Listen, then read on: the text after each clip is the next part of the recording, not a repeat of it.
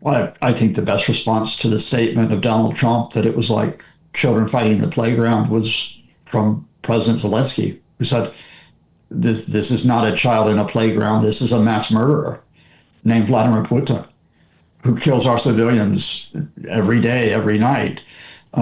This is not a false equivalence of children who are either equally guilty or equally blameless. There is one party which is to blame here. If you have to use the playground analogy, there is one bully here, and there is one person, one country trying to defend itself. Again, I don't think Donald Trump sees that. I don't think he understands this. And I also have to say that we always have to recognize that beyond Donald Trump, as has been the case throughout the full-scale invasion, that there are activists, there are supposed former diplomats, there are economists like Jeffrey Sachs who say, oh, it was NATO that provoked this war, it was the US that provoked this war, even that it was Ukraine that provoked this war. You know, all that nonsense from people who we think are experts is out there. It's just that we notice it more when Donald Trump, who's not an expert on anything, says, well, you know, Kyiv is to blame for the fact that Vladimir Putin wants to conquer it. Let's also cover Trump's administration. What are the current chances of the US walking away from supporting Ukraine and from negotiations? And do you feel that this Ukraine's attack on Russia's aviation has changed something and has lowered the possibility of this? No, I think we continue to be in a gray area with the Trump administration. You know, we know, despite there may be frustrations with the European Union, that it might be slow to deliver assistance or that it may be complicated, they will support Ukraine. We know that other countries, Canada, Australia, Japan, South Korea, they will support Ukraine. We know that this current Trump administration, there will be some officials who will never give full support to Ukraine, and that includes Donald Trump. We know that there are other officials who will not simply accept being the accomplice of Vladimir Putin. But we know that in this American system, it leads to a gray area where you're never fully removed from the situation, but you're never fully committed behind Ukraine. But I think I have to add a dimension on top of this that people are not seeing as much. The executive branch is not the only part of the American government.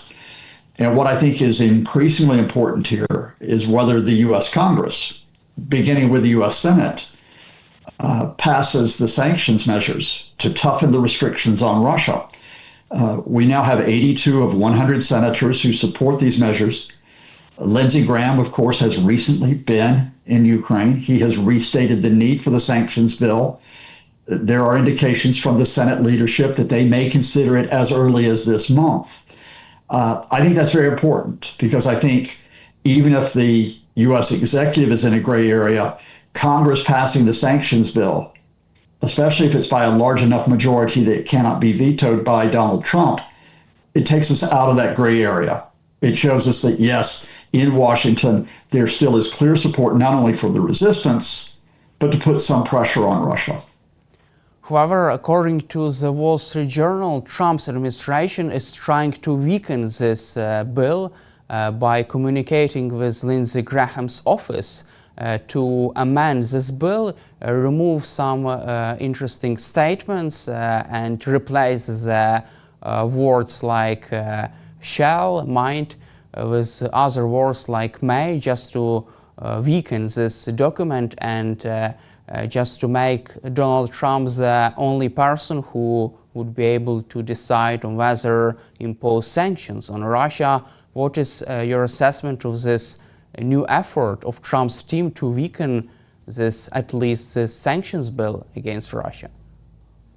No, it is unsurprising that the Trump team would hold out against the sanctions bill as it is written, not just because they may not want to be that tough with Russia, but also because they would want to have the final decision on whether sanctions could be imposed.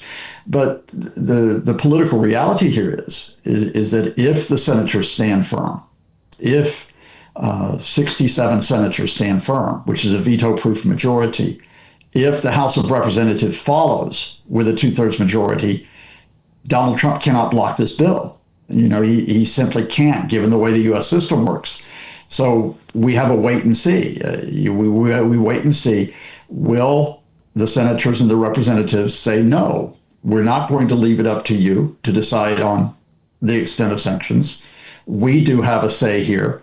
If they press this forward, it gives Trump at the very least a difficult choice. Does he try to oppose them, or does he accept what they're doing? And it may even override his authority in this case. So we tend to always have this idea that Donald Trump always makes the final decision in America. That's not the way it happens in the system. We just have to see if Congress finally steps up and does the right thing. But do you believe that Republicans can be brave enough to make this decision on sanctions against Russia despite Trump's policy, despite his willingness or unwillingness to move forward with sanctions? I mean, the key question is, will Republicans, as we say in America, put their money where their mouth is? We know that in terms of their rhetoric, they have stood up to the Trump administration in calling for a tougher position. We know this is true not only of individual senators like Lindsey Graham, but many senators, many representatives. But will they, as you put it, be brave enough to turn that into action?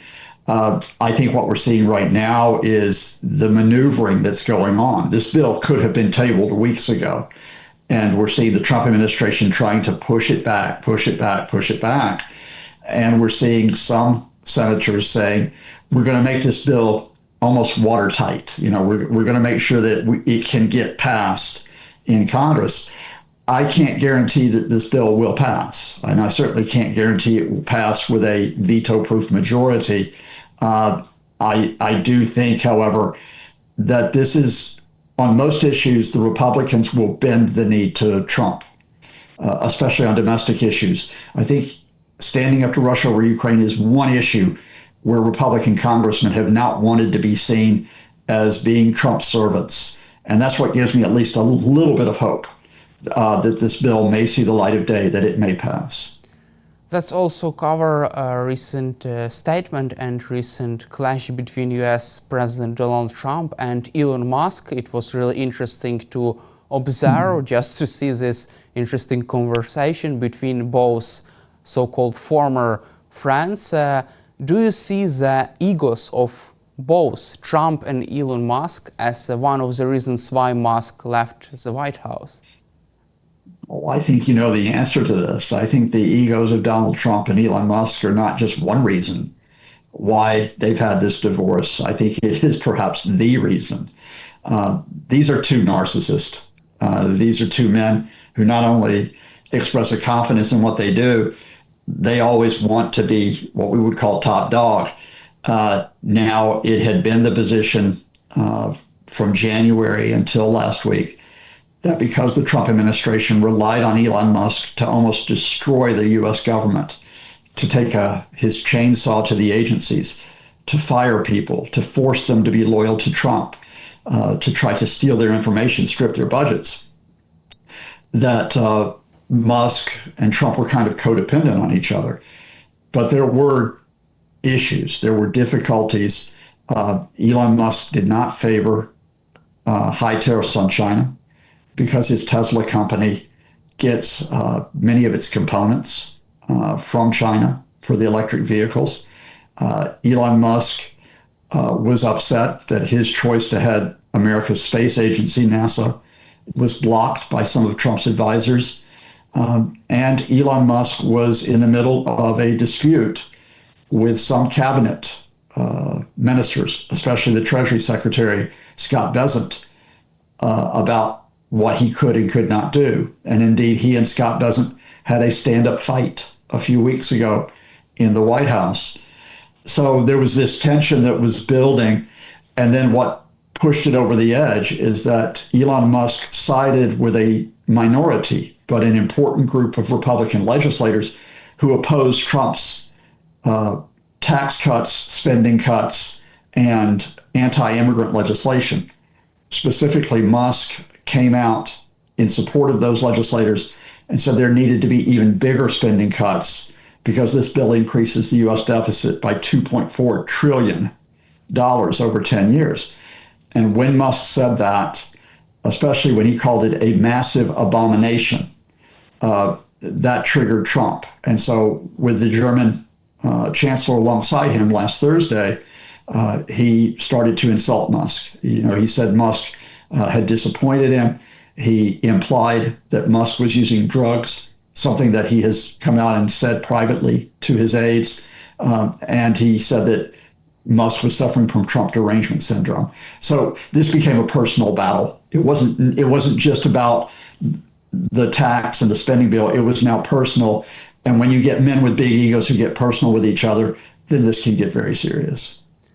Do you believe that Elon Musk can destroy a political figure of Donald Trump, his current political position, by criticizing him on social media and also by creating another party, as he suggested?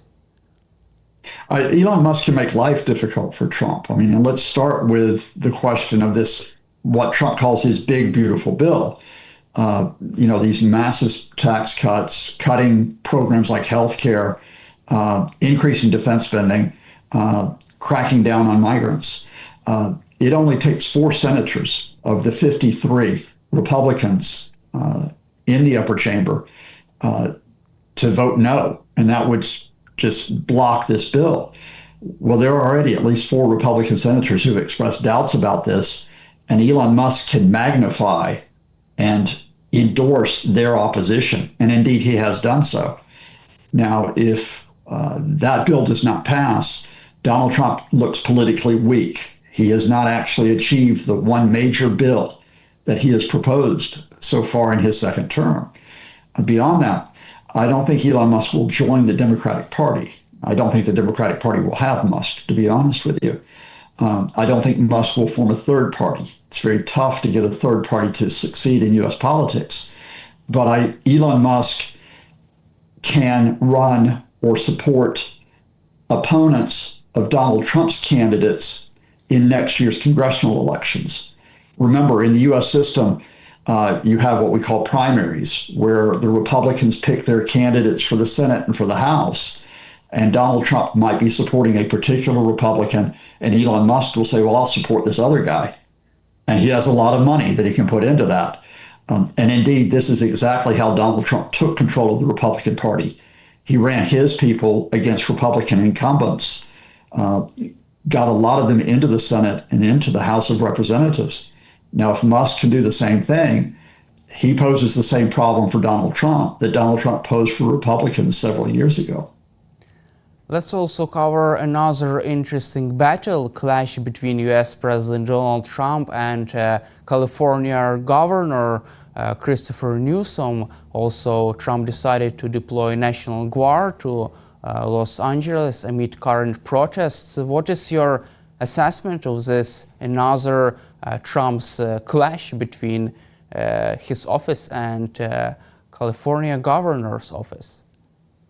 Donald Trump has disliked Gavin Newsom for quite some time. And indeed, Donald Trump has tried to curb the powers of California as a state for some time.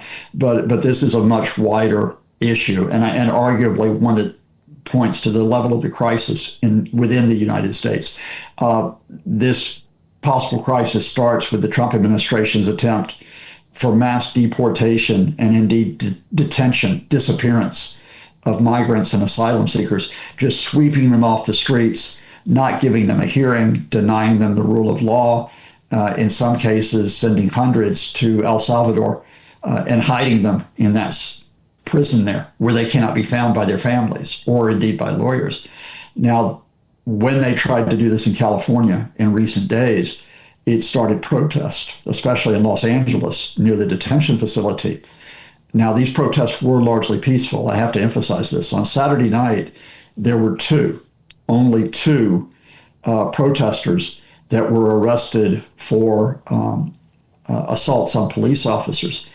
But that became the excuse for the Trump administration, first of all, to call up the National Guard, and they now have 4,000 people from the National Guard in Los Angeles, and then to call up 700 Marines. Now, they probably do not have the constitutional authority to do this. I could explain this to you in a longer interview.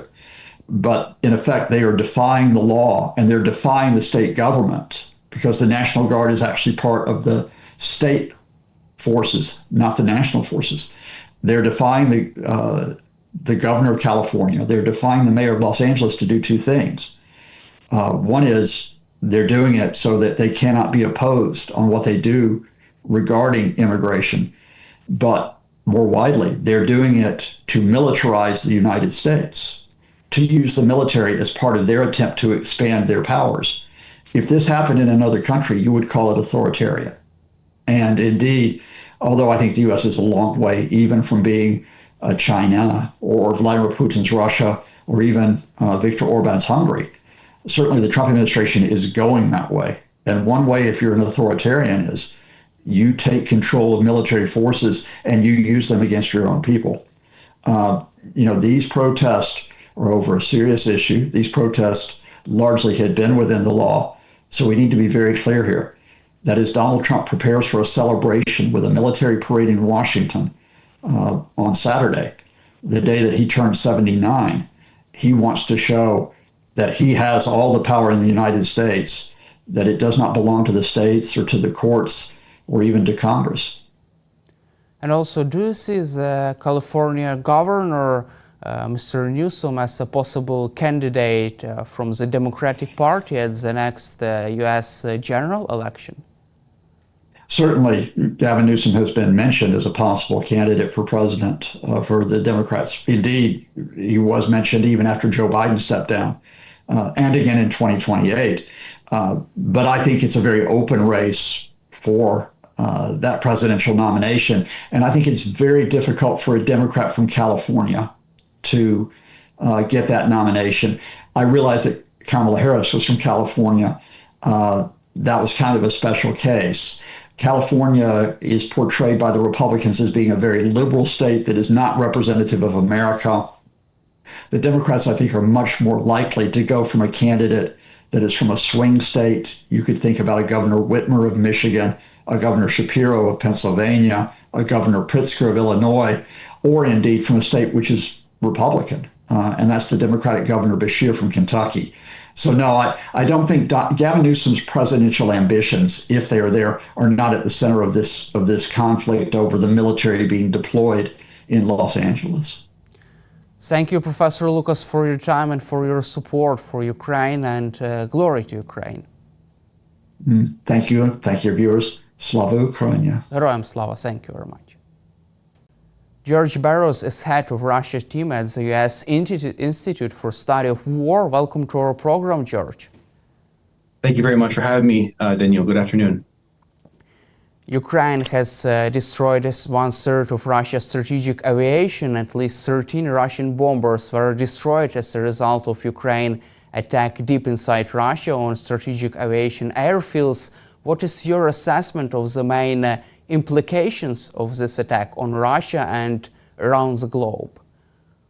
Absolutely. The key analytical question that I'm asking myself and that the Institute is asking ourselves is, was the tactic that the Ukrainians used for the Spiderweb operation a one-time spectacular occurrence, or is this going to be a new routine tactic that they can use to strike not just those 4 or 5 airfields in Russia, but all military objects across Russia? For a long time, the Russian command had a strategy, which is they have been relying on their strategic depth, the fact that they can exploit the tyranny of distance, where they maintain certain logistically and operationally significant objects far away from where the Ukrainian range of weapons are. But if the Ukrainians now have the ability to bring these FPV strike drones to any location in Russia and strike any object, then that would be a significant tactical advantage and I would argue a strategic advantage that the Ukrainians could have. So if Spiderweb tactics are just a one-time off event, then the effect is going to be marginal degradation of Russia's ability to launch air-launched cruise missiles. If it's a new tactic and the Ukrainians can hold hostage all Russian air bases and any other military object, regardless of location, then that would be a significant capabilities boost. In terms of the effect on the strikes and Russia's ability to conduct strikes, I see this as a marginal degradation of Russian capability. When the Russians conduct strikes, they of course conduct complex strike packages that include drones, like Iranian Shahed drones, that include ballistic missiles launched from the ground, like Iskanders and the KN-23 North Korean missiles. And then they include also the air-launched cruise missiles, like Caliber missiles. The majority of the strike vehicles that the Russians have been using in their recent strike packages have been Shahed drones. And so even if you remove the air-launched cruise missiles, that does not significantly degrade the Russian ability to continue launching drones or ballistic missiles. But that said, it's important. A second effect that's also, I think, underlooked is the new budgetary constraints that this will impose on the Russian defense and procurement process for the next year. The Russians, of course, are in the business of reconstituting their forces. And currently, we have the Russian ground forces, the army, competing with the Russian airborne forces, the VDV, and I think also elements of the Russian Navy to restore elements of the damaged Russian Black Sea Fleet. Now we're going to have the Russian Air Force, the VKS, come in, and they're going to argue in front of the Kremlin that they need to restore and replace these strategic bombers because they're important for Russia's nuclear deterrence. And so now we, I think, are going to be getting into a budgetary fight between or among the airborne, the Air Force, the Navy, and the ground forces for who can take the Russian rubles from the budget to reconstitute their forces. And that, I think, is fundamentally a good problem to impose on Moscow. Do you feel that if Ukraine continues to conduct such attacks on Russia's capabilities inside Russia, can this at least change Russia's war efforts or change Putin's calculus on this war? And could this force Putin to make any kind of compromise during negotiations in the nearest future? In my professional assessment, most likely no. I don't think that we can change Putin's theory of victory. As the Institute for the Study of War, we published an assessment of Putin's theory of victory. His theory of victory, in our view, is that Putin can outlast Ukraine despite strikes into the Russian rear, and that as long as Putin can outlast the political will of the international coalition supporting Ukraine, which I would argue is the center of gravity for this war, then Putin thinks he can win. And so the Ukrainians can get some good punches in. They can certainly strike strategic objects in the rear. They can increase the economic costs. They can hit ammunition factories and depots and fuel depots. But that's not going to fundamentally change Putin's theory of victory. It hurts, and there's a military utility for hitting these things. But I would actually argue that if we're going to be thinking about how to change the theory of victory, then it has to result with reversing Russian tactical gains on the battlefield. And I would argue that Ukraine's planners for how could they conduct these strikes, they should think about how to conduct the strikes and use long-range strike campaigns in such a way to ultimately not just hit targets of opportunity in the rear, but try to get that to support a operation that can result with some territorial reverses, some Russian territorial setbacks, and liberated Ukrainian territory, because that is important for changing Putin's calculus, more so than imposing costs deep in Russia. Also, Ukraine has struck the Kerch Bridge for the third time using TNT, underwater explosives. What is your assessment of this another attack, and how could this bridge, what is the main role of this bridge in this war, and could even, if this bridge is destroyed, could this change the situation on the ground? So the Kerch Strait Bridge is a very operationally significant object because the Russians use it to connect all the parts of the southern military district and bring resources and ammunition and military equipment into the southern part of the theater, into Crimea, into Kherson, into Zaporizhia. This is exactly what happened in 2022. It continues to be a major artery, and it's a heavy railroad line that goes there. And so for those reasons, it's very, very important. I would argue that in order to achieve bare minimum required Ukrainian territorial gains that can result in any sort of negotiated peace that is worth Ukraine signing and Ukraine's interest, and that is in the U.S. interest, it must include the liberation of significant strategic territory in Kherson and Zaporizhia. And so when you look at the the operational requirements to liberate significant territory in Zaporizhia and Kherson, you want to degrade Russia's logistic lines, their ground lines of communication, and you would want to cut and sever this Kerch Strait bridge. So for those reasons, yes, you would want to hollow it out. Just as the Ukrainians degraded the Russian ability to use the Antonovsky Bridge in Kherson, you want to do the same thing in Kerch. Now, the Kerch Strait Bridge is a massive superstructure. It's very difficult to destroy. You can perhaps undermine it with a variety of different attacks. I hope the Ukrainians keep attacking it. I hope they keep getting the ordnance that they need that could potentially take it out. I'm not a military engineer, so this is not my specialization, but as I've spoken to some folks who understand the construction and engineering of bridges better than I do. And as I understand, it's very difficult to destroy such a bridge unless you can fly fixed-wing aircraft and drop very heavy bombs on top of it.